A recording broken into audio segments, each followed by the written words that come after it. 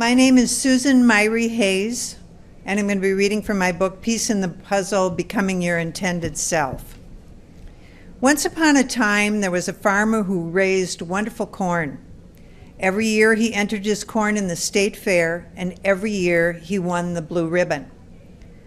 One year, a reporter interviewed him and asked him the secret to his success. "My secret is that every year I share my seed corn with my neighbors," replied the farmer simply. "How can you share your best seed corn with your neighbors when you know they are entering corn in competition with you each year?" the confused reporter asked. "You have to understand how corn growing works," said the farmer. "The wind picks up pollen from the ripening corn and blows it from field to field. If my neighbor's corn is inferior, cross-pollination will steadily degrade the quality of my corn. If I want to grow good corn, I must help my neighbors grow good corn too." Just like this farmer who saw a bigger view than just his own farm, I see the universe as a big jigsaw puzzle. I am part of this puzzle, one unique piece of it, as is everyone, including you. I imagine what the puzzle looks like without my piece, and then I imagine what it looks like with my piece in place. It feels right and complete. My commitment to transform began when I knew three things. One, I was an integral part of the puzzle. I had a unique role to play in the puzzle, and I was not fulfilling my unique role. Sometimes I call this something larger, the cooperative universe. Other times I call it a puzzle, a cornfield, or the God of our understanding. The name is not important, nor is it important whether I am religious or not, attend church or not, consider myself spiritual or not. I knew with confidence that I am a part of something bigger than myself, something in aggregate larger than any of us alone. And there is something I am assigned to do, something I am intended to do. The cooperative universe provides each of us with exactly what we need to grow on our journey to find and claim our place in the puzzle. These lessons are, however, often presented in unexpected ways, so each of us needs to be open to special deliveries. The two lessons that finally brought the purpose of this book into focus came in just such unanticipated way. The first was my decision to get a tattoo. I did not know much about tattoos, having been raised in a family who believed they were the domain of drunken sailors on leave in a foreign port. So I learned from my daughter the importance of the symbol you choose for a tattoo. My daughter juggled a successful modeling career with schoolwork during both high school and college. It was often difficult. When she graduated from college, she marked the occasion by getting a tattoo of a sprig of rosemary. Rosemary from Italy, where she lived and worked. Rosemary to remind her of the wonderful smell from the bushes in front of her grandparents' house in Arizona. Rosemary, which represents steadfastness, and rosemary that grows better in adverse conditions. A perfect choice. A perfect way to mark her occasion. On my 59th birthday, I decided to get a tattoo on my 60th. It is an easy decision to get a tattoo. It is more difficult deciding what it should be.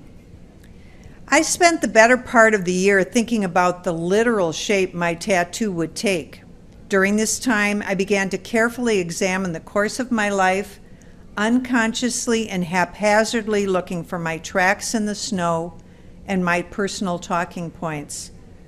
To know how I would literally mark myself, I needed to understand what was important to me.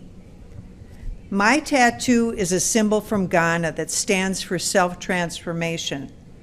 After looking for nearly a year, the cooperative universe led me to this symbol. When it did, I felt peaceful. I felt confident. I had no doubt. I admire people who self-transform and began to believe that I could do the same. The symbol is on my lower back and on every page in this book. The second lesson from an unexpected source came from Ralph, the man who cleans my house. One day we were chatting about both being 60 years old, and he said, "I don't know about you, but I always thought that someday I would wake up and find out I was doing something completely different, and that my life was not what it is today. That never happened. Too late now, I guess." Most of us have had such moments of clarity when we realize we are off track somehow.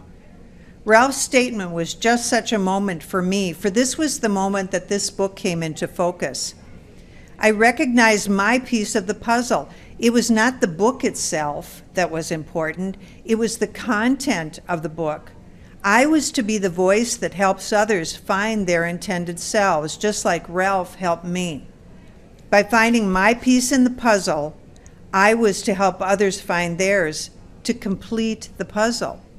I knew I would do whatever it took to intentionally transform to fulfill my role. Many times in my life, I gave in to the currently popular phrase, "it is what it is."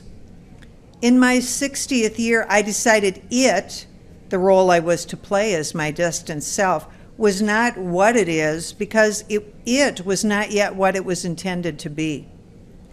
I decided I could close the gap between the life I was living and the life I wanted to live, the life I was intended to live.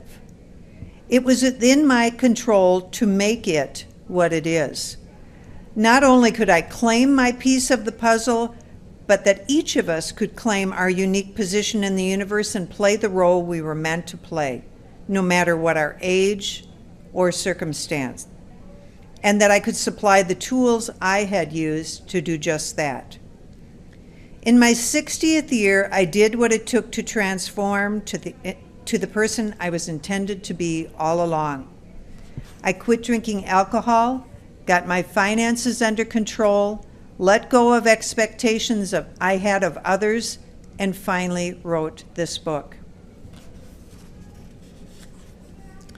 I can say it no better than the German poet Johann Wolfgang von Goethe. He said, "Until one is committed, there is hesitancy, the chance to draw back, always ineffectiveness. Concerning all acts of initiative and creation, there is one elementary truth, the ignorance of which kills countless ideas and splendid plans.